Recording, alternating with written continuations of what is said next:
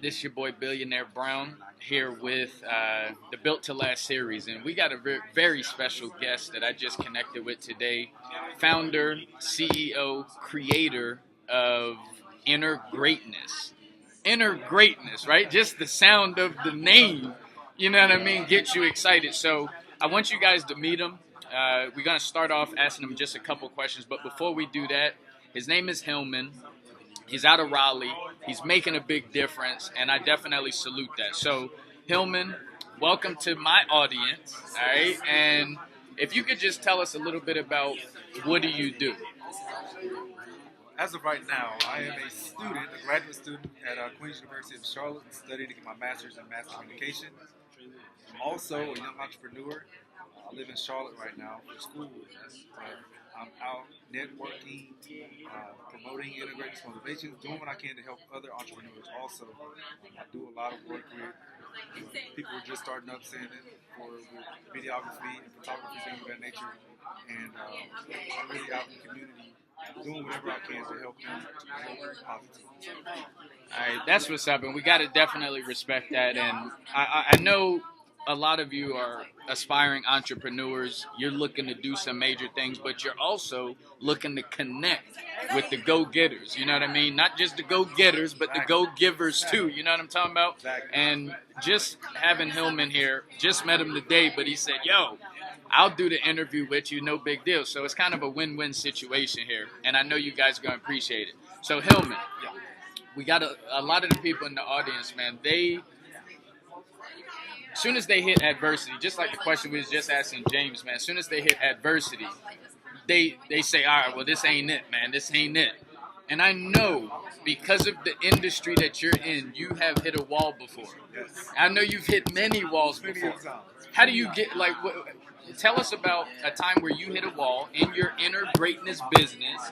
I know the clothes didn't always look this fresh. You know what I'm saying? I know you started off somewhere. Started off rough. I was rough. Tell us a little bit about adversity and how you deal with it as a successful business owner. Oh, man. Well, some of the adversity I hit, I know when I first started off, a lot of people didn't understand what it was that I was trying to do. They've always known me as a funny guy, always making jokes, doing crazy things. And I'm still that guy. But I do a lot of things now where I'm promoting positive information and wanting people to understand that they can grow within whatever it is they want to do within their life. I remember one time I had a friend of mine, or a friend at the moment. Friend at the moment. That's a new term. That sounds like a shirt. That might be something. But after I described what it was that I was doing, he didn't understand it, and he was, kind of bashing it, like, oh, you can't do that. Nobody's going to believe in what you're saying. They're gonna think you're just doing it just to do it, just to get put your name out there. And I was looking at him like, man, it was weird because you know me for so long, and you know the type of person I am, and I've always wanted to help people no matter what it was. It kind of hurt, man. But what I realized was that there's people that come in your life, some for reasons and some for seasons. So it's something that you're gonna learn as you get older about the people that you hang out with, and you'll get a chance to see their true colors when adversity hits. There were times where I honestly didn't know what I was going to do with the business. People were asking me, okay, let me get a shirt. I didn't have any shirts to make, so it was just like, oh man, I didn't know what to do, where to start, or who to talk, who to say something to, but it took a little time for me to understand that this is the process that I was going through.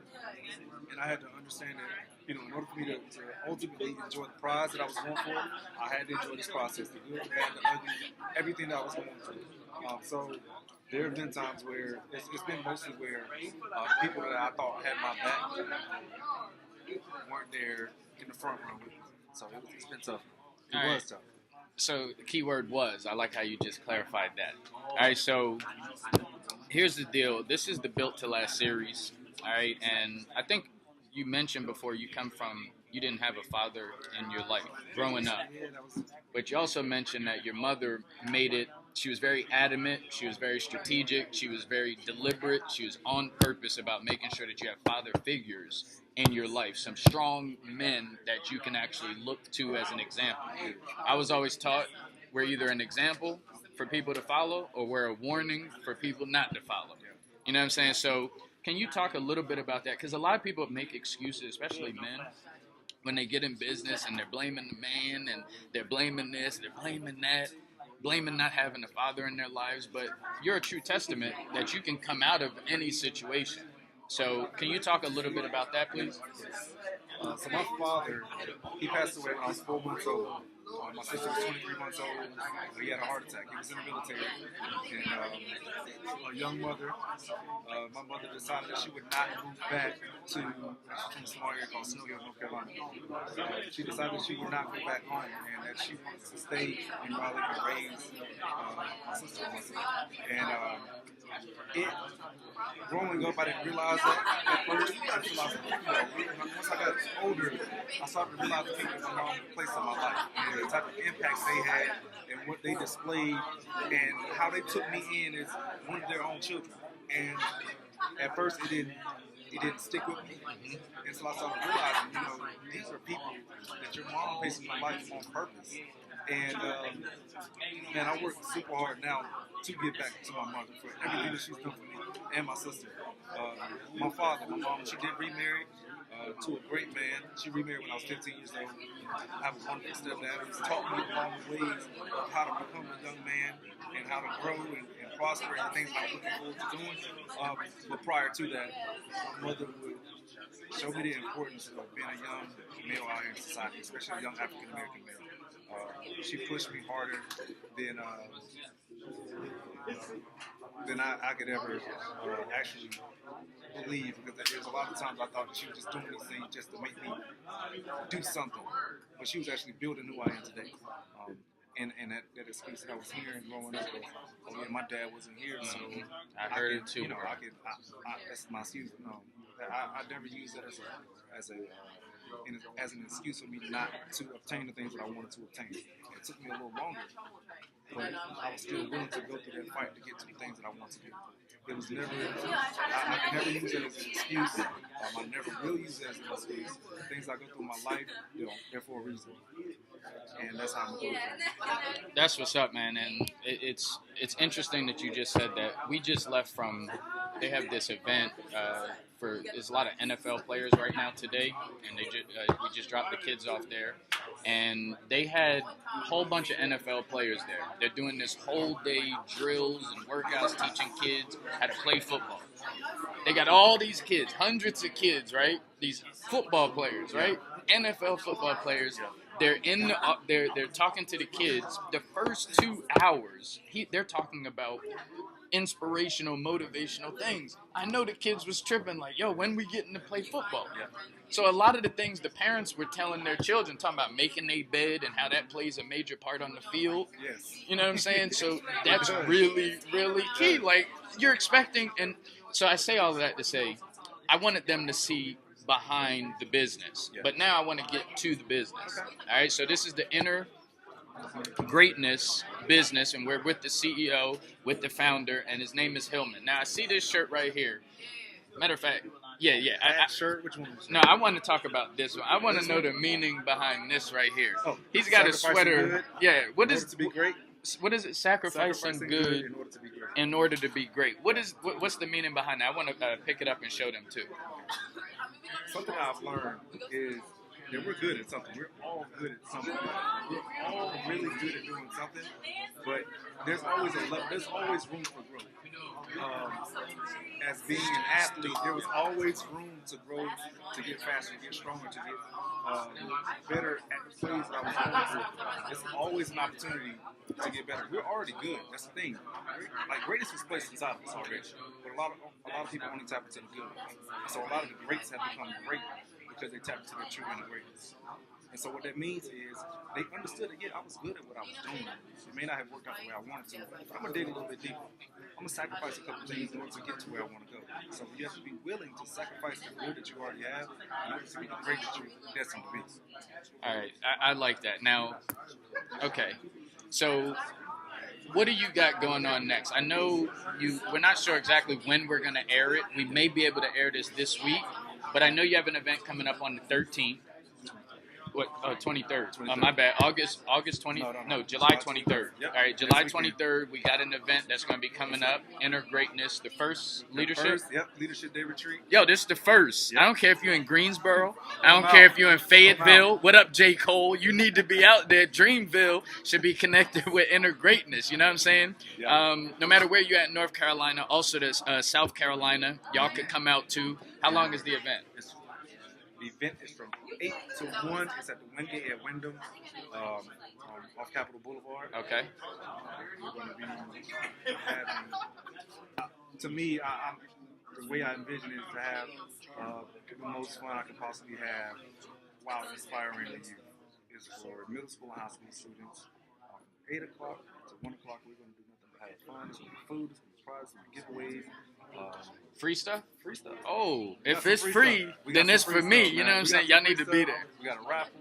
I'm really excited. We have 3 great speakers that I've grown to really admire the things that they're doing and the things that they're saying. And we're able to connect on different levels outside of learning the business of being an entrepreneur. So it's at the Wingate at Wyndham, July 23rd, 8 to 1. Food, fun. It's going to be a great event. So whomever can make it, it's only $5. It's only $5. So it's only $5. That's a Little Caesars pizza, man. It's a cookout tray. That's a Little Caesars it's pizza. Only $5. And they getting free stuff. You're getting free stuff. Little Caesars don't even give you no free breadsticks, man. They don't. They coming to get some information. You got 3 great speakers. Food, drinks. Are you gonna be speaking? I will be hosting it. He'll be hosting. In between, I will be speaking. Okay. But not as much as my speakers, but I will get my words of wisdom in there.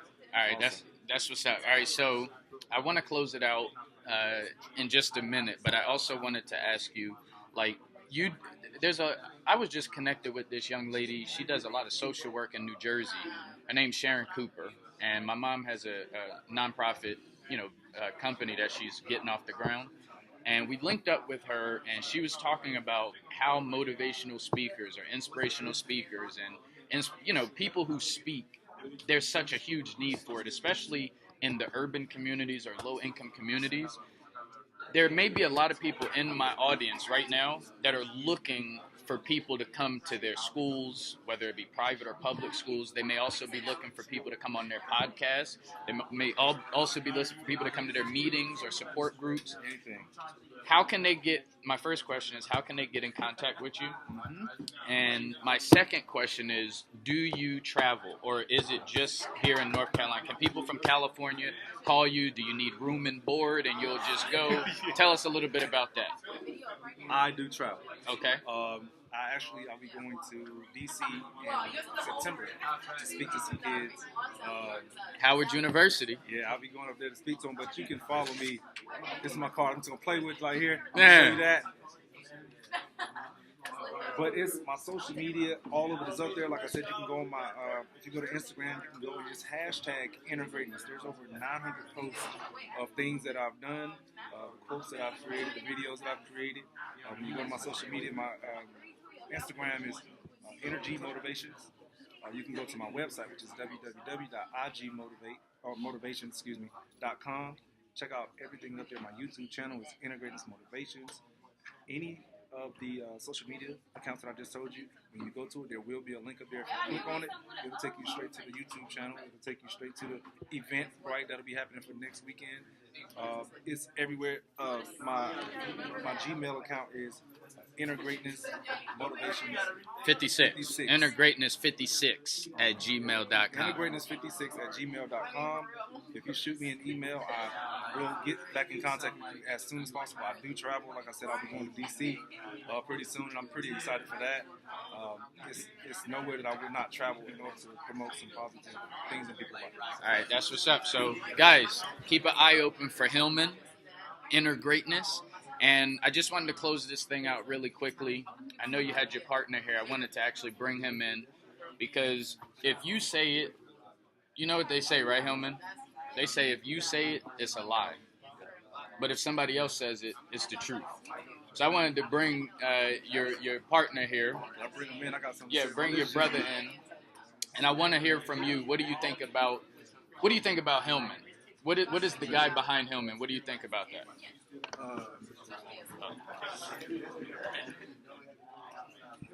Overall, one of them great guys, great man, perseverance to go there from far away. He works hard. He's some trials and tribulations. He's push forward and give back. Perseverance, I look at the most. Strive to be better each and every day. Okay. And all right, so let's just get to it because we gonna cut this thing. We just need one last question from you guys. And I talked about it with you guys a little bit earlier, but I want to just re-talk about it a little bit. We're talking about so many entrepreneurs and business owners, specifically those that are of African American descent. Business owners that are afraid to speak out because they don't want to lose customers, they don't want to lose influence, they don't want to lose their power about this police brutality or the crimes that are going on, the unnecessary crimes. I would like to know what you guys feel about it, and if you think there's anything that we could do or there's little progress that we can make. How do you guys feel about this crimes that are going on? First of all, a lot of the things that are going on, especially with the Black Lives Matter movement, I feel like that's very important. But with that movement, we have to understand that it starts within the community. We have to stop stealing, killing, and taking from each other, because how can we try to promote positivity as far as police versus the black man without having the black man and the black man coming together as one? It's been hard trying to promote positivity sometimes because people don't understand where you're coming from as far as wanting everyone to be together. A lot of people are saying, well, oh, it's police versus the black man. No, we're all against each other at times, and the only way we can change that and to have it work out is if we start in the community and having a black brother shake my other black brother's hand and not look at him as, oh, he thinks he's better than me, or he thinks he's doing something that I can't do. If you have a problem, if you have an issue, reach your hand out to your brother and ask him. When I say brother, I don't mean just black. I mean black, white, red, yellow, whatever it is. Put your hand out there and ask somebody for help instead of robbing, stealing, and killing each other. And that's the only way I think that we'll begin to grow with this movement that we're doing. That's really powerful, and I'm curious to know, what do you got? What's your take on it? I feel somewhat the same way. I feel more so all lives matter, Black Lives Matter situation. And, like I said before, I wouldn't go to a breast cancer rally talking about HIV and AIDS and say all illness. What's going on right now is factual that we're being targeted as a group of people, as individuals. We have our own situations and our own problems. We need to be addressed. We need to be the forefront of what's going on. I'm not saying that other races do not matter. They matter just as much as we do. But however, in this day and time, in this day and age, we've been going through problems and situations since we've got here, and this needs to be addressed. It's time for us to be selfish. We've given back to so many other people, like, oh, it's okay if you come in, it's okay if this happens. No, it's time for us to be selfish, to say that Black Lives Matter. We are here, and we're going to be here for a long period of time. And it's time for us to be selfish and take leadership and take care of our own people. And help each other out, man. That's what everything he just said boils down to, us within the community, and stop hurting each other. I can't say that enough. I'm tired of seeing my black brother being killed by another black brother, but then getting mad, when the white man does. So it's, just like you said, this police stuff has been happening since forever, and they're getting upset that we're starting to, say something about it. But this black on black crime has been happening forever too. When are we gonna stop doing that? That's the only way we're gonna grow. It's a great question, man, and I want you to close out by sharing that rabbit and wolf story at one of your events that you had. But before we do that, I just want to throw my 2 cents in. Hillman here is talking about the importance of, working together and being as a community and getting more involved. Listen, we know that the black community are definitely being more aware of their voting. I mean, you're voting out, going out there and voting for presidents and things of that nature. But just to echo on what these two men are speaking about, it's also important. President is great, but if you really want to see change, you need to really get more involved in your community. Like, even with events like we're here right now at this event, it may not be a politics event, but it is something that we're making a difference in this specific community. So get out there, get with your governor, vote for mayors, vote for anybody that's political, and just get in your community. get more involved. So we're going to close this Built to Last series out with Hillman here and his Inner Greatness team. And I wanted to hear this rabbit and wolf story. I thought it was amazing, and I think you guys need to hear it too. And that's how we'll get out of here. All right, so the story he's referring to is called The Rabbit and the Wolf. And the story starts off talking about a rabbit named Joe. And Joe wanted to be the fastest animal in the forest, and he was doing things to better himself.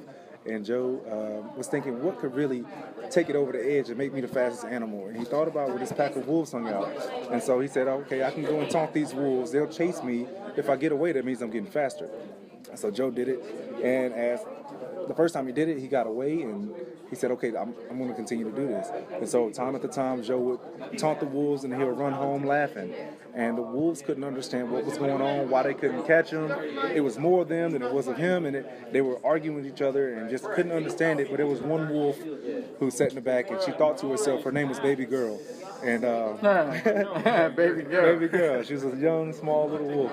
And she sat and thought about the things that she could do to change what was going on. And so Baby girl thought about it, and as time progressed, she actually decided to go follow Joe. And she would follow Joe home, and I mean, things weren't good the first couple times she did it because she was nervous.